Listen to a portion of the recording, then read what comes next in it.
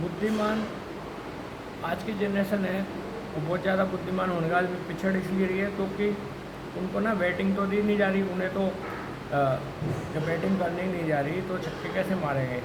ठीक है, उन्हें तो घास खाद खोदने को लगा दिया गया, बस घास खोद रहे हैं वो तो।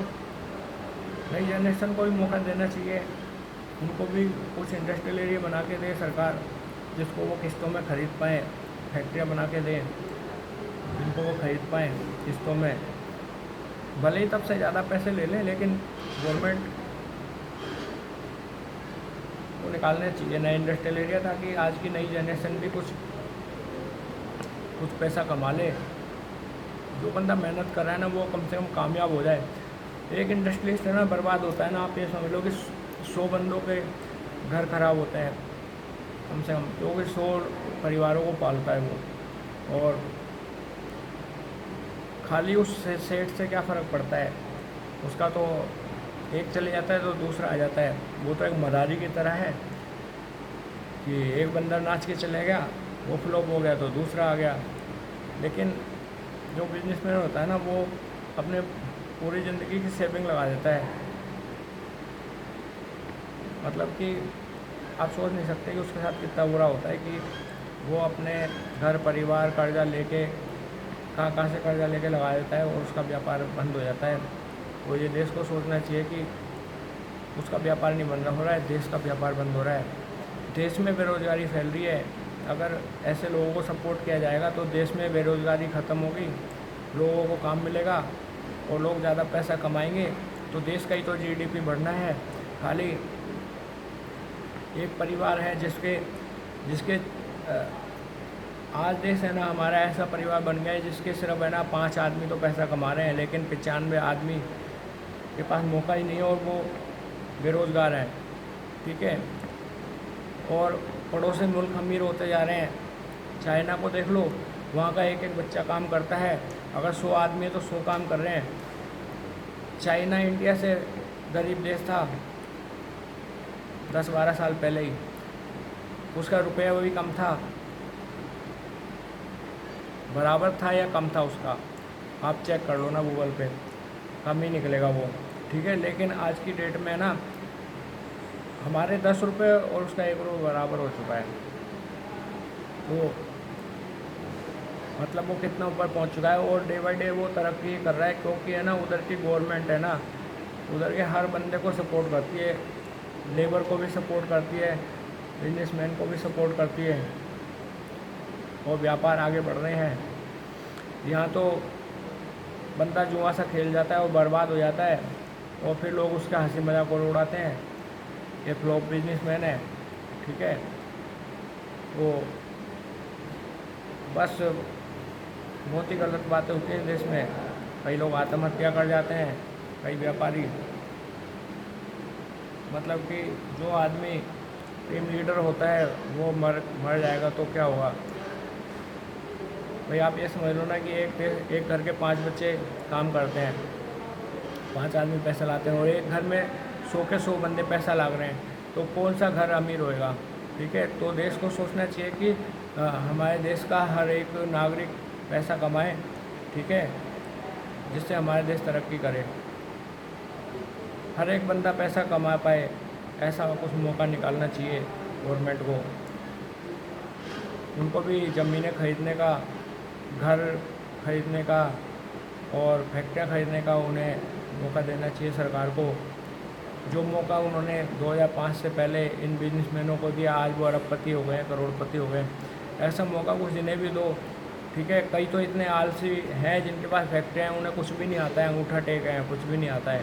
ठीक है, बस वो किराए पे ही चल रहे हैं। और आज एक मेहनती आदमी, पढ़ा लिखा बिजनेसमैन जो सारे कारोबार जानता है, सब कुछ करने जानता है, तो वो उसको है ना वो कुछ भी नहीं बचा पा रहा, सिर्फ उस किराया ही दे पा रहा है बस वो, और कर्जा होता जा रहा है उस पर। ठीक है, बैंकों का। तो अगर उसको ज़मीन मिले तो वो क्यों किराए पर रहेगा, वो भी तो अपनी ज़मीन बना लेगा। ठीक है, और वो पैसा बचेगा और उसकी फैक्ट्री बननी होगी तो 100 लोगों को काम मिलेगा। 100 लोगों को जब उसका व्यापार बढ़ेगा तो वो 200 का काम देगा, 500 को देगा, 1000 को दे सकता है। ठीक है, वो जनता को काम दे सकता है, उस आदमी का व्यापार बंद नहीं होना चाहिए। मैं कुछ गलत बोल रहा हूँ दोस्तों तो आप बताना, ठीक है। सिर्फ एक सेठ का पेट भरता है, उसकी ज़मीन है, उसको तो किराया मिल रहा है, और एक व्यापारी फ्लॉप हो जाता है, वो भगा देता है, फिर दूसरा आ जाता है, फ्लॉप हो जाए, फिर वो भगा देता है। सही है, कुछ सालों में लगभग वो 50-100 बिजनेसमैनों को इस तरह से भगा देता है। वो 50-100 बिजनेसमैन नहीं है, वो लोहा है, लोहा। उनको अगर आप सपोर्ट करें, ठीक है, तो देश में जितनी बेरोज़गारी है, अगर एक व्यापारी 100 बंदों को रोज़गार देता है तो 100 व्यापारी 10,000 लोगों को काम देते हैं, 10,000 लोग बेरोज़गार होने से बच गए, ठीक है।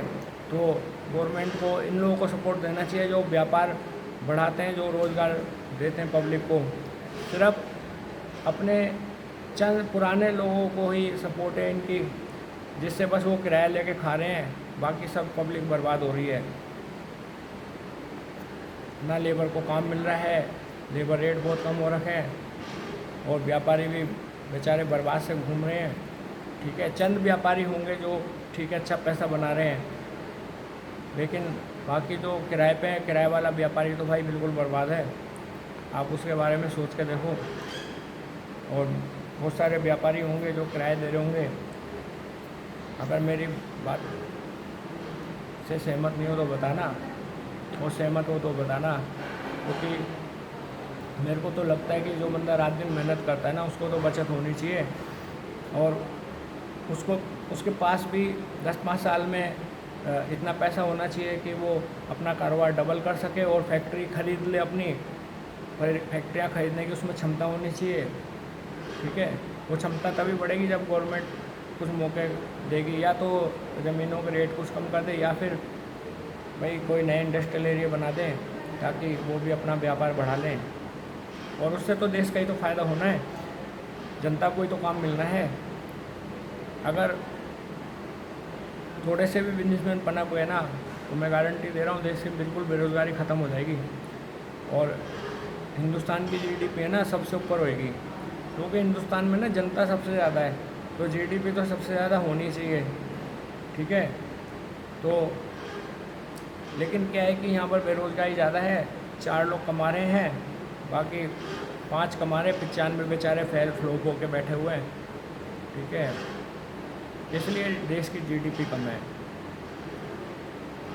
जीडीपी मतलब ग्रॉस डोमेस्टिक सेल, हम लोग जो घर के सामान खरीदते हैं ना उसको बोलते हैं, और उससे ही पूरे है ना वर्ल्ड की तुलना होती है कि कौन सा देश अमीर है कौन सा गरीब है। जिसमें सिर्फ 4 अमीर होंगे ना तो उसको अमीर नहीं गिना जाएगा। बाकी कंट्री में जीडीपी ज़्यादा है, अमेरिका और ब्रिटेन जैसी कंपनियों में, क्योंकि वहाँ का हर आदमी सक्षम है पैसा कमाने में, हर बंदे की पावर ज़्यादा है, पैसा ज़्यादा कमाते हैं वो लोग, ठीक है। और उनको बार बार कर्जा नहीं लेना पड़ता। और हमारा देश तो जब देखो है ना कर्जा ही लेता रहता है, रुपए की वैल्यू ख़त्म होती जा रही है, रुपए जब देखो नीचे गिरता जा रहा है, रुपए की वैल्यू कम से कम होती जा रही है, क्योंकि जब कोई दिक्कत आती है देश को तो देश कर्जा ले लेता है। जब कोई दिक्कत आती है देश को तो देश फिर वो उन मजदूरों को ही चूसता है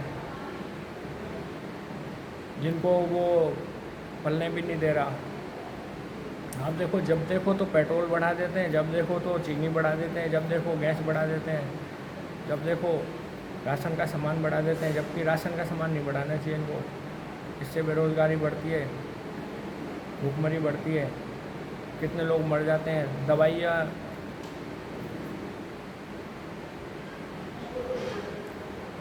देश में हॉस्पिटल फ्री होने चाहिए गवर्नमेंट वाले, और खाने का सामान सस्ता होना चाहिए। अगर देश को पैसा कमाना है, देश को पैसा कमाना है तो अमीरों से कमाए ना, गरीबों का खून क्यों पी रहे हैं। देश को चाहिए कि गरीबों को सपोर्ट करें, अमीरों से जितना देखो जिस बंदे को मर्सिडीज़ खरीदनी है, ठीक है, वो 1 करोड़ की खरीद सकता है, वो 1.5 करोड़ की भी खरीद सकता है। फॉर्च्यूनर आती थी 14 लाख में, और फॉर्च्यूनर खरीदने का शौक लोगों को इतना है कि वो आज की डेट में 50-60 लाख की भी होगी तब भी लोग खरीद लेते हैं। ठीक है, आप ये देख लो कि वो तो खरीदने वाला खरीद ही लेगा। ठीक है, उसे जितनी मर्जी महंगी कर दो, गाड़ियों का दाम जितने मर्जी बढ़ा दो, वो खरीद लेंगे। लेकिन एक जो बंदा 6,000 कमा रहा है देश में, एक गरीब आदमी वो 6,000, 5,000, 10,000 कमा रहा है। ठीक है, वो अगर चावल खरीदने जा रहा है, 10 रुपये किलो मिलते थे और 40 रुपये किलो मिले, वो तो बेचारा मर गया ना, अब वो कहाँ से लाए पैसा। ठीक है, तेल जो मिल रहा था 30 रुपये, 40 रुपये, अब वो 100-125 रुपये हो गया है। तो वो कितने लोगों ने, अभी जब टमाटर महंगे हुए थे ना, ठीक है, तो लोगों ने टमाटर खाने ही छोड़ दिए थे, गरीब लोगों ने। तो है ना, मतलब कि आपको अंदाज़ा नहीं है कि कितने लोग तो देश में भूखे मर जाते हैं। तो ऐसा नहीं करना चाहिए।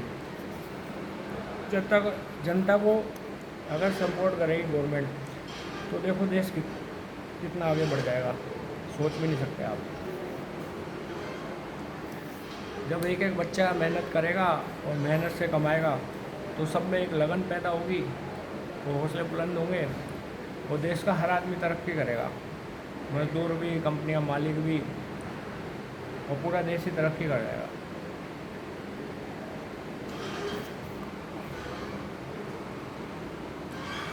मेरी बात कोई गलत हो तो बताना, और कोई सही लगे तो आप थोड़ा सा सपोर्ट करना, क्योंकि ये लोगों को पता होना चाहिए कि ये जो आप लोग आज की डेट में अमीर देख रहे हो, वो कोई बहुत बड़े अमीर नहीं है। ये इन्होंने मौके का फ़ायदा उठाया है, और ये मौके का फ़ायदा है ना, आज की जनरेशन को भी मिलना चाहिए। ठीक है, आज की जनरेशन के साथ जो धोखा हुआ है ना, वो नहीं होना चाहिए कि वो पढ़ लिख के M.Tech B.Tech करके है ना, और वो ठीक है छोले भटूरे बेचें। ये अच्छी बात कोई है? इतना बड़ा दिमाग होने के बाद भी बंदा छोले भटूरे बेच रहा है। ठीक है, मतलब लाखों रुपए, या तो तुम पढ़ाइयाँ मत कराओ लाखों रुपए की, लाखों रुपए पढ़ाइयों में खर्च करवा देते हो, उसके बाद अगर वो लाखों रुपए व्यापार में लगाए ना, तो कम से कम वो व्यापारी बन जाए। उसके लाखों रुपए बच्चों को, एक तरफ तो कहते हो कि स्कूल में पढ़ाई ज़रूरी होनी चाहिए, पढ़ाई के नाम पे इतनी लूट खचोट है। बंदा जब तक 12वीं कॉलेज तक पढ़ता है ना, तो लाखों रुपए खर्च हो जाते हैं। गरीब से गरीब आदमी देख लेना, बिल्कुल जो सरकारी स्कूल में ही पढ़ रहा है ना, तो उसके भी पैसे अच्छे खासे खर्च हो जाते हैं। और प्राइवेट वालों की तो गिनती नहीं है, उसके तो लाखों करोड़ों खर्च होते हैं। लाखों करोड़ों खर्च होने के बाद भी उसको नौकरी नहीं मिलती 20,000 की। और अगर वो सारा बैंक में पैसा भी जमा कर लेना, सारा पैसा, तो वो पैसे का ब्याज ही इतना हो जाएगा कि 20,000 से ज़्यादा तो वो बैठ के खाएगा। तो या तो फिर पढ़ाई वो कम करो, सस्ता करो। ठीक है,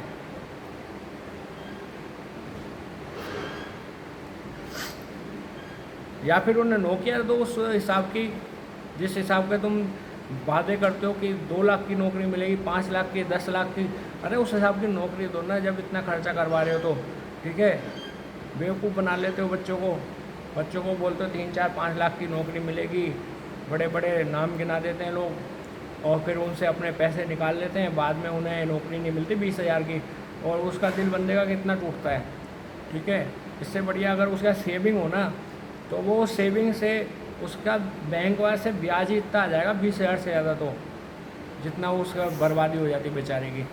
उस बंदे में पहले इतना जोश भर दिया जाता है कि 3-4 लाख रुपए मिलेंगे, उसके बाद जब उसके सपने टूटते हैं ना, तो उसका हाल कितना बुरा होता है आप समझ नहीं सकते, कि जब उसे 20,000 10,000 की नौकरी करनी पड़ती है। हाँ, अगर वो पहले की तरह 50-60 पैसे फीस देता, 5-6 रुपये फीस देता। ठीक है, पहले स्कूलों की फ़ीस इतनी हुआ करती थी, 50-60 पैसे। ठीक है, और क्या उन 50-60 पैसे वाले स्कूलों में डॉक्टर नहीं बने, क्या वकील नहीं बने, जज नहीं बने? ठीक है, इतने कम पैसे में वो लोग पढ़ गए, लैंप के नीचे पढ़ गए। आज की डेट में तो ज़बरदस्ती करते हैं कि कंप्यूटर लाओ, मोबाइल लाओ, ये लाओ, वो लाओ, इतने डिमांड बढ़ा दी है, ये सर्टिफिकेट, वो जमा करो, वो जमा करो, फ़ोटो पे से लिखाओ, इतने नाटक पैदा कर दिए हैं कि बस अमीर आदमी का बच्चा ही पढ़ पाएगा। अब कोई ना महात्मा गांधी बन पाएगा, ना अम्बेडकर बन पाएगा। ठीक है, कोई नहीं बन पाएगा, ना कोई अंबानी बन पाएगा। ठीक है। ये वो बातें तो सपने हो गई कि लोग लैंप के नीचे पढ़ लेते थे, ठीक है, और नदी पार करके चले जाते थे, ठीक है, पढ़ाई करने के लिए। वो सब बातें रह गई। अब कोई कुछ नहीं बन पाएगा, अंबानी भी नहीं बन पाएगा अब। और ये सब अगर दोबारा देश चाहता है कि ऐसे महापुरुष दोबारा पैदा हो, तो वो मेहनती आदमी ही कर सकता है। वो मेहनत गरीब ही करेगा, अमीर आदमी कभी मेहनत नहीं करेगा। ये गलत फहमी में मत रहना। जो आदमी अमीर है, अब कलेक्टर नहीं बन पाएंगे, क्योंकि अब सिर्फ व्यापारी बनेंगे। क्योंकि देशभक्ति तो उसमें आएगी ना, जो देश अगर जनता के लिए कुछ करेगा तो उस जनता में देशभक्ति आएगी। अभी तो सिर्फ व्यापार चल रहा है। पुलिस वाले को पता है कि भाई मैं पैसे दे के तो नौकरी मिली है, डॉक्टर को पता है मैं पैसे दे के मुझे डिग्री मिली है, तो वो अपने पैसे कमाने की सोचेगा। देशभक्ति कहाँ से लाएगा? देशभक्त पैदा करने हैं तो दोबारा से मौका मिलना चाहिए गरीब आदमी को, जिसमें उसमें देश प्रेम की भावना बने, ठीक है। लोग बीमार हैं तो उनको सही कैसे करने हैं, वो साइंटिस्ट पैदा हों, ठीक है, बड़े बड़े साइंटिस्ट पैदा हों जो बीमारियों का इलाज ढूंढ पाएँ। तो वो दिमाग वाले लोग ढूंढ पाएंगे, व्यापारी लोग नहीं ढूंढ पाएंगे। व्यापारी तो सिर्फ व्यापार करना जानते हैं, साइंटिस्ट कोई बन जाएंगे पैसे से।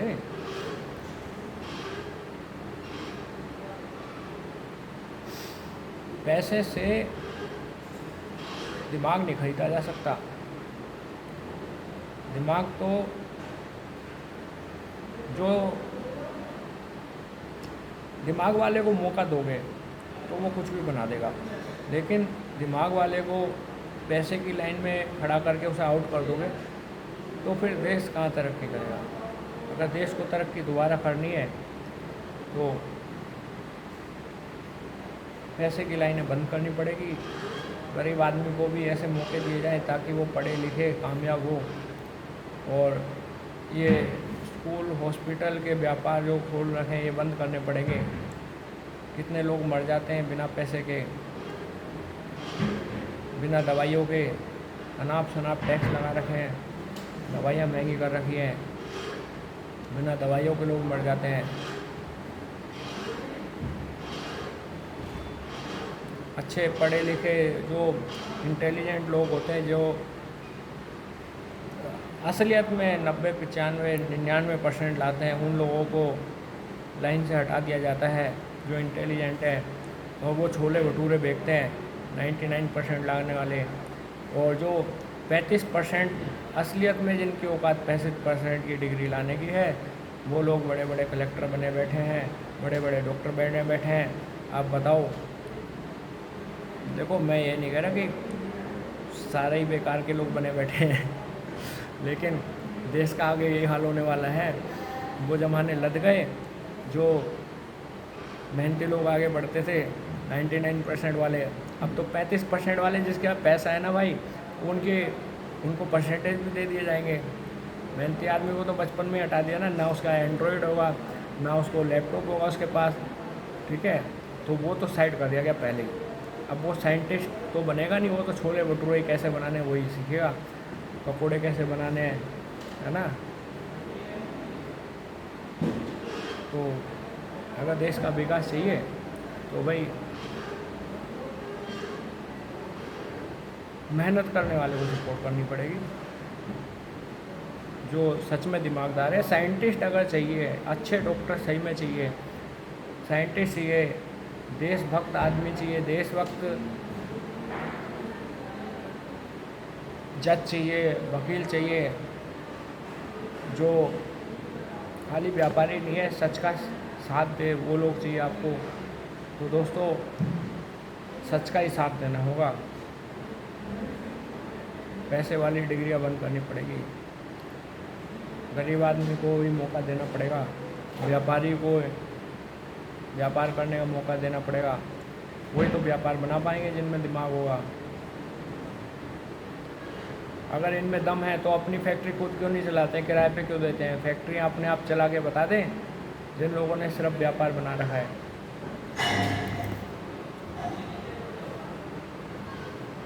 ठीक है दोस्तों, बहुत लंबी बातें हो जाती हैं, इनका भी करते हैं।